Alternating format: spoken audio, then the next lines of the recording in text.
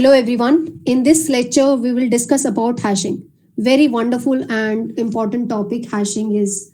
But the thing is, it depends. If it is a complete full-fledged module, then you have to do this topic in detail. And if it is just a simple topic, so in that case, you have to just understand what is the basics of this topic, and that is enough. Okay. Now, in our syllabus, you have to do it from theoretical point of view only. You should know the concept. There will be no numerical. Otherwise, there are a lot of numericals on hashing. As I have told you, if it is a major module, then you have to cover it in very detail. Now let's start. Before we start hashing, basically hashing अगर आपको समझना है तो उसके लिए पहले आपको ये बात पता होनी चाहिए हैशिंग का मतलब क्या है, हैशिंग यूज कहाँ होती है. हैशिंग हमारी यूज होती है सर्चिंग के लिए. आपने इससे पहले कौन सी सर्चिंग टेक्निक्स पढ़ी हैं? आपने पढ़ा है लीनियर सर्च और बाइनरी सर्च. और linear search you have studied at linear search में worst case time complexity order of n था एंड बाइनरी सर्च में order of log n base 2. तो चलिए अब देखते हैं. Hashing is basically used for searching. तो आपके इस तरह से कुछ कीज गिवन है और आपको कोई पर्टिकुलर की सर्च करना है, तो ये हैशिंग है. ठीक है, चलिए अब आपके पास बहुत सारे सर्चिंग टेक्निक्स हैं जो हमने हैशिंग से पहले पढ़े हैं, बहुत अच्छे से पढ़े हैं. तो हमने फर्स्ट टेक्निक जो पढ़ा था दैट वाज लीनियर सर्च. और लीनियर सर्च में हमारे पास जो एलिमेंट्स होते हैं वो सॉर्टेड भी हो सकते हैं और अनसॉर्टेड भी हो सकते हैं. बट जनरली कहाँ अप्लाई करते हैं लीनियर सर्च को? जब हमारे पास कोई अनसॉर्टेड लिस्ट होती है. तो इस तरह से देखिए, ये अनसॉर्टेड लिस्ट है, रैंडमली आपके पास डेटा पड़ा हुआ है एक एरे के अंदर. सो हम लीनियर सर्च अप्लाई करते हैं जब हमारा वर्स्ट केस क्या होता है, या तो आपको एलिमेंट लास्ट लोकेशन पे मिलेगा या फिर लिस्ट के अंदर होगा ही नहीं. तो इसके लिए आपको टोटल टाइम कितना लगेगा? ऑर्डर ऑफ n, जो बहुत ह्यूज टाइम है अगर आपका n का वैल्यू बहुत लार्ज है. सेकेंड सर्चिंग टेक्निक जो आपने सिलेबस में पढ़ी है डेटा स्ट्रक्चर में, वो है बाइनरी सर्च. और आपने देखा था कि इसमें तो लिस्ट अनसॉर्टेड है, बट इसके अंदर प्री कंडीशन है कि आपकी जो लिस्ट है वो सॉर्टेड होनी चाहिए. तो आप देख सकते हो कि एरे के अंदर ये जितने भी एलिमेंट्स है 3, 4, 6, 8, 10, 15, 18, 19 ये सब सॉर्टेड ऑर्डर में है. और हमने बाइनरी सर्च का मैथमेटिकल डेरिवेशन किया था और हमने फाइंड आउट किया था कि log n बेस 2 ये टाइम कॉम्प्लेक्सिटी कैसे आती है. तो ये हमने बहुत अच्छे से पढ़ा था. तो हमने क्या देखा कि इनिशियली जब हम लीनियर सर्च लगा रहे थे तो टाइम बहुत ज्यादा लग रहा था. तो हमने किस पे स्विच किया? बाइनरी सर्च पे स्विच किया. और बाइनरी सर्च पे स्विच करने से हमारा टाइम कितना ज्यादा रिड्यूस होगा, ये हमने बाइनरी सर्च एल्गोरिथम के डिटेल एनालिसिस कर चुके हैं. तो आपने देखा. अब लेकिन क्या है, being a computer science person we have to work upon algorithms and we have to further reduce the time complexity. ठीक है, तो अब हमारा कॉन्सेप्ट जो आया वो है हैशिंग. तो आप देख सकते हो order of n for linear search, order of log n base 2 for binary search. And hashing ने तो जबरदस्त काम कर दिया. इसने तो टाइम को इतना ज्यादा रिड्यूस कर दिया that it is taking only constant time. क्या कर रहा है ये? डायरेक्टली जो आपकी इंडेक्स वैल्यू उस पर जा रहा है. तो out of linear search, binary search and hashing which is the fastest? Hashing is the fastest and linear search is the slowest. तो अगर आपके एग्जाम में आता है थोड़ा सा आपको यही बताना है कि इन तीनों का रोल क्या है. एंड की is stored at the same index. लेकिन देखिए अब इसमें प्रॉब्लम क्या है, ध्यान देखिए. आपके पास क्या है, जितने भी एलिमेंट्स है ना, आपने क्या किया है, अगर आपका एलिमेंट 3 है तो उसको 3 इंडेक्स पे स्टोर किया. एलिमेंट 4 है तो 4 इंडेक्स पे स्टोर किया. 6 एलिमेंट को 6 इंडेक्स पे स्टोर किया. फिर 8 वैल्यू को 8 इंडेक्स पे स्टोर किया. 10 वैल्यू को 10 पे स्टोर किया. बट यहाँ पे ऐसा नहीं था. तो बीच के जो ये स्पेसेस है ना, ये वेस्ट हो रहे हैं. अगर आप नोटिस करेंगे जो मैंने हाइफन्स लगाए हैं ऑरेंज कलर से, ये रिप्रेजेंट कर रहे हैं कि यहाँ पे हमने कुछ भी स्टोर नहीं किया है. तो बेसिकली ये क्यों फास्ट है, अभी ध्यान देने की कोशिश कीजिए कि ये फास्ट क्यों है. ये फास्ट इसलिए है क्योंकि जिस इंडेक्स पे आपको, मतलब अगर आपको जो भी एलिमेंट स्टोर करना उसी इंडेक्स पे जाके आप सीधा सर्च कर लोगे. बट आप देख सकते हो इससे आपका साइज जो है बहुत ज्यादा इंक्रीज हो जाएगा. यहाँ पे इतने कम एलिमेंट्स थे तो आपने देखा था यहाँ पे 8 एलिमेंट्स थे, तो एरे का साइज कितना था? 8. बट हैशिंग के थ्रू एरे का साइज कितना इंक्रीज हो गया? 21. तो मतलब 8 एलिमेंट्स के लिए साइज 21 हो गया. तो आप एज्यूम कर सकते हो अगर आपका वैल्यू n बहुत इंक्रीज होता जाएगा तो हैशिंग के थ्रू ये साइज बहुत बढ़ता जाएगा. तो की is stored at the same index, जहाँ पे आप जो डेटा है उसी इंडेक्स पे आप वैल्यू को स्टोर करो. तो फर्स्ट ऑफ ऑल आपको ये बताना है. तो इसका सबसे बड़ा डिसएडवांटेज क्या है? Lot of space is required and lot of space is wasted. तो बहुत ज्यादा स्पेस भी चाहिए, और स्पेस तो चलो मिल गया लेकिन उसके बाद वेस्ट भी तो कितना हो रहा है, right? So this is one thing. Now हम इस स्पेस को कैसे रिड्यूस करते हैं? अब नेक्स्ट क्वेश्चन तो ये है कि चलो ठीक है, हमने टाइम कॉम्प्लेक्सिटी रिड्यूस किया, बट अब स्पेस को भी तो रिड्यूस करना जरूरी है. तो स्पेस को हमने कैसे यूज किया? We have a mathematical model for hashing. अगर आप एग्जाम में सिर्फ ये बता दे तो इससे आप हैशिंग के कॉन्सेप्ट को क्लियर कर सकते हैं. देखिए क्या होगा. आपने मेमोरी मैनेजमेंट पढ़ा था, थोड़ा थोड़ा वैसा ही है। अब देख सकते हैं आप क्या करेंगे इसमें। आपको क्या करना है, आपके पास ये जो एलिमेंट्स मैंने अभी यहाँ एरे में लिए थे, आप देख सकते हो यही एलिमेंट्स जो थे, ये जो मैंने हैशिंग में स्टोर किए थे और बाकी बाइनरी सर्च और लीनियर सर्च में लिए थे, ये सेम एलिमेंट्स मैंने यहाँ पे लिए। तो हमारा जो की स्पेस है, जो डोमेन है, उसमें ये एलिमेंट्स है 8 3 6 18 10 like this. Now we have to use a hash function.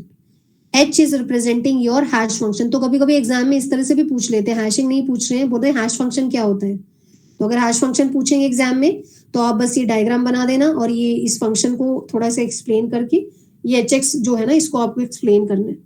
तो x क्या है, x is the key that you want to search. तो आपने उसके ऊपर एक हैश फंक्शन लगाया और आपने एक नई वैल्यू कैलकुलेट की, राइट। सो आइडियल हैशिंग क्या कहती है, आइडियल हैशिंग तो जो अभी हम जस्ट पहले अभी पढ़ा था, ये कहता है भाई 8 इंडेक्स है तो जाके 8 इंडेक्स पे स्टोर कर दो, 3 इंडेक्स है तो 3 पे स्टोर कर दो, 6 इंडेक्स मतलब 6 आपका एलिमेंट है तो 6th इंडेक्स पे स्टोर करो, 10th एलिमेंट है तो 10th इंडेक्स पे स्टोर करो, राइट। तो जिस 19th इंडेक्स है तो इस तरह से आपने देखो सारे एलिमेंट्स को उसी इंडेक्स पे स्टोर किया जो आपकी की वैल्यू है। बट यहाँ पे देखो कितना सारा स्पेस वेस्ट हो गया है। So keys are mapped on the hash table, so this is called as hash table. तो पहली बात तो आपको पता होना चाहिए हैशिंग क्या है। हैशिंग एक सर्चिंग टेक्निक है जिसकी वजह से आपका टाइम कॉम्प्लेक्सिटी क्या हो जाएगा, ऑर्डर ऑफ 1 हो जाएगा, बहुत रिड्यूस हो जाएगा। बस बट इसका डिसएडवांटेज ये है कि आपको बहुत ज्यादा साइज एलोकेट करना पड़ेगा, स्पेस एलोकेट करना पड़ेगा, और उस स्पेस एलोकेट तो आपने कर लिया बट उसमें आपको बहुत ज्यादा स्पेस वेस्ट भी होगा, ठीक है। उसके बाद आपने पढ़ा हैश की, मतलब हैशिंग फंक्शन क्या होता है, hash function in this hash case the hash function is 1 to 1 because जो आपका एलिमेंट है उसी पर्टिकुलर इंडेक्स पे आप जाके एलिमेंट स्टोर कर रहे हो। This is ideal hashing, but ideal hashing is not good, this is not possible. अगर हम ऐसा करेंगे तो we can not afford such so much of space. तो बेसिकली हम 4 तरह की मैपिंग्स कर सकते हैं। This mapping is 1 to 1, but there are 1 to 1, 1 to many, 1 to 1, many to 1 and many to 1 mapping functions available, right? Now ideal hashing कहती है जो आपकी की थी उसी इंडेक्स पे आप स्टोर कर दीजिए, this is ideal hashing, right. So ideal hashing is saying जो आपका जो ये हैश फंक्शन है उसमें जो आपकी वैल्यू आपको स्टोर करनी है उसी इंडेक्स पे जाके आप स्टोर कर दो। But this the advantage of ideal hashing is the space required is very huge. तो अगर आपके नंबर ऑफ एलिमेंट्स क्या है इसके अंदर n है तो आपको कितना स्पेस क्रिएट करना पड़ेगा, the size of the hash table कितना होगा, depends on the magnitude of the largest की। जो आपकी लार्जेस्ट की होगी उतना बड़ा आपका साइज होगा एरे का। तो दिस इज नॉट अफोर्डेबल। अब आपको इस स्पेस को कैसे रिड्यूस करना है ये हम चेक करते हैं। आप हैशिंग टेबल को यूज करोगे बट अब आप स्पेस को रिड्यूस कर दोगे। तो व्हाट वी कैन डू, देखिए अगर आप लोग अपनी क्लासरूम्स की बात करेंगे, आप किसी रूम में your class is held in 1 room. So ऐसा है कि आपकी ना एक फर्स्ट क्लास लगती है, फिर थर्ड लगती है, फिर फिफ्थ लगती है, और सेकंड और फोर्थ में आपकी क्लास नहीं लगती। तो हम क्या करते हैं उस टाइम पे, जब आपकी सेकंड और फोर्थ लेक्चर में जब आपका रूम खाली होगा, क्योंकि उस टाइम पे आपका कोई लेक्चर लगता नहीं है, तो आप लोग you will go to canteen और hostel. So at that time हम क्या करेंगे, किसी और क्लास को वहां शेड्यूल करेंगे और अपने स्पेस को यूटिलाइज करेंगे। सेम कॉन्सेप्ट यहाँ भी यूज हुआ है कि आपने अपने क्लासरूम्स देखे होंगे। अगर हम क्लासेस के हिसाब से ना, आपके लेक्चर्स के हिसाब से हर क्लास को अगर एक लेक्चर रूम देने लगे ना, तो बहुत सारे रूम्स बनाने पड़ेंगे यूनिवर्सिटी या स्कूल में। लेकिन स्कूल में क्या होता है, जनरली 12 क्लासेस है तो 12 रूम्स हमने एलोकेट कर दिए, या 2-2 सेक्शंस भी होंगे तो 24 रूम्स हमने स्कूल में एलोकेट कर दिए, तो छोटी सी बिल्डिंग बन जाएगी। बट कॉलेज यूनिवर्सिटीज में क्या होता है, बहुत सारे कोर्सेज होते हैं, engineering courses, hotel management courses, management courses, right, commerce के कोर्सेज होते हैं, बहुत सारे बायोटेक्नोलॉजी के कोर्सेज, इतने सारे सब्जेक्ट्स, उनमें first year, second year, third year, fourth year. अगर हम हर क्लास के लिए एक नया रूम एलोकेट करने लगेंगे ना, तो बहुत सारे जो रूम्स है ना आपके, 50% से ज्यादा रूम्स आपके खाली होंगे। तो क्या फायदा हुआ, उससे क्या होगा, आपको उसकी क्लीनिंग करनी पड़ेगी, मेंटेनेंस करनी पड़ेगी, तो अननेसेसरी जो होगा वेस्टेज होगा। इसलिए हम क्या करते हैं, टाइम टेबल मैनेजमेंट करते हैं। और टाइम टेबल मैनेजमेंट इस तरीके से करते हैं, जब एक क्लास एक पर्टिकुलर रूम में फ्री है तो उस टाइम पे वहां पे हम दूसरी क्लास शेड्यूल करेंगे, जिससे हम स्पेस को रिड्यूस करेंगे। सेम कॉन्सेप्ट ये यहाँ पे यूज होता है। ये जो हमारा पहला हैश टेबल था, इसमें बहुत ज्यादा स्पेस वेस्ट हो रही थी। ये वही कॉन्सेप्ट है कि भाई जितनी क्लास है ना यूनिवर्सिटी कॉलेज में, उतने ही क्लासरूम एलोकेट कर दो। अब एक बात बताओ, अगर आपकी 4 क्लासेस लगते हैं कॉलेज में, तो बाकी 4 क्लासेस के टाइम पे तो आपका क्लास फ्री होगा, तो वेस्टेज हो गया ना स्पेस का। तो आइडियल हैशिंग अगर करने लगे तो वेस्टेज होगा। तो ये कह रहा है चलो we will have a modified hash function or modular hash function. तो ये क्या करता है, this hash function will reduce the space. जब hash functions के बारे में आपको बताना होगा एग्जाम में तो यही सब चीजें एक्सप्लेन करनी है जो मैं यहाँ पे बता रही हूँ. If the size is to be reduced to 10, अब आपको देखिए क्या करना है. यहाँ पे आपका साइज बहुत बड़ा था, अगर आप किसी एलिमेंट को 10 से डिवाइड करेंगे ना तो हमेशा जो वैल्यू आएगी वो 10 के अंदर ही आएगी. तो हमने साइज फिक्स कर दिया कि जो मेरा टेबल है उसका साइज है 10.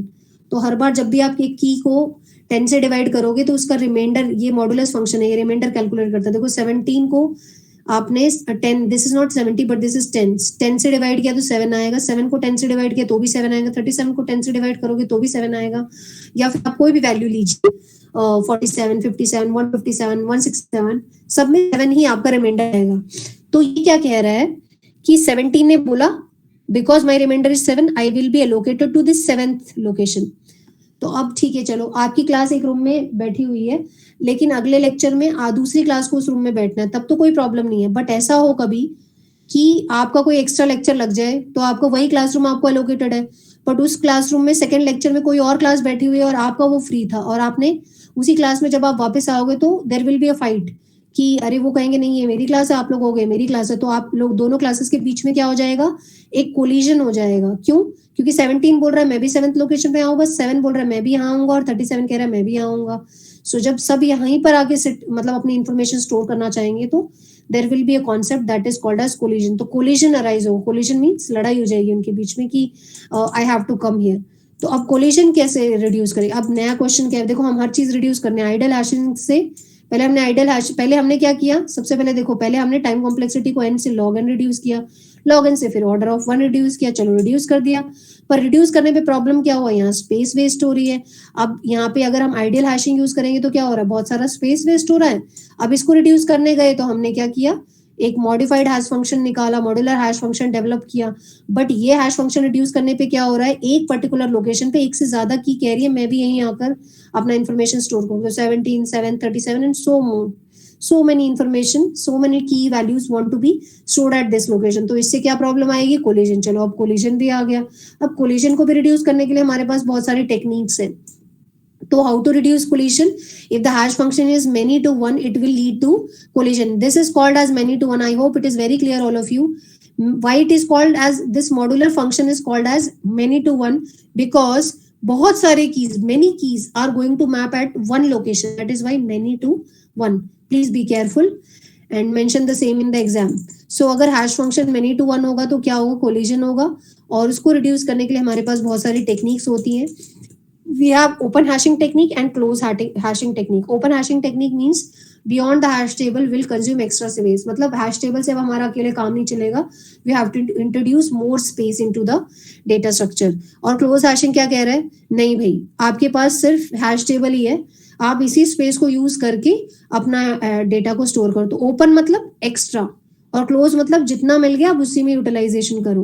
ओपन हैशिंग के अंदर जो टेक्निक आती है वो है चेनिंग और क्लोज हैशिंग के अंदर जो टेक्निक आती है उसको हम बोलते हैं open addressing. And there are 3 types, linear hashing, quadratic hashing and double hashing.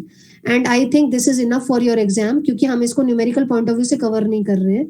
So theoretically you should have this much of information so you can I think this will be enough for you. Hashing is the solution to minimize the search time and time complexity क्या हो जाएगी, order of 1 हो जाएगी. Before hashing the technique used was, जो पहले हमारा hashing से पहले क्या टेक्निक यूज होता था, डायरेक्ट एक्सेस टेबल यूज होते थे जहाँ पे रैंडम एक्सेस हम करते थे डेटा स्ट्रक्चर्स का और यहाँ पे नंबर ऑफ कीज जो थी वो बहुत लेस होती थी. So this is all which is required to make you understand what is hashing. But in future, I will also update the numerical portion associated with hashing and hashing will be taught to you in very detail. But for now, this much is enough. Thank you so much.